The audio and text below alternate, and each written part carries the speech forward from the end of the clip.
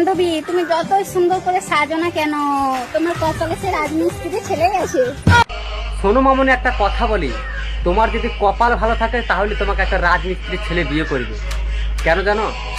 এই যৌতুক নেওয়ার যুগেও শুধুমাত্র একটা রাজমিস্ত্রির ছেলেই পারে একটা গরিব মানুষের মেয়েকে শুধুমাত্র একটা শাড়ি পরিয়ে বিয়ে করে ঘরে তুলতে। শুধুমাত্র রাজমিস্ত্রির ছেলেই পারে।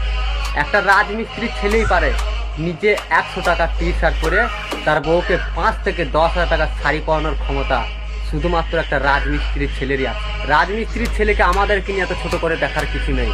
আলহামদুলিল্লাহ, মেহনত করে দিন গেলে 1000-1200 করে হালাল পয়সা ইনকাম করি, আর সেখান থেকে পরিবার চালায়।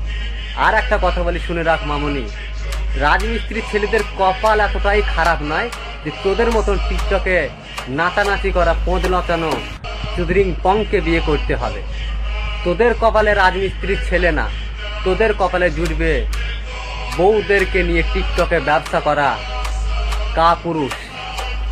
রাজমিস্ত্রির ছেলের মতন কোনো পুরুষ না। রাজমিস্ত্রির ছেলেদের মেহনতের পয়সায় ভাত খেতে গেলে কপাল থাকা দরকার। Я вечно молод, но увы не вечен. Лечу по жизни, как судачий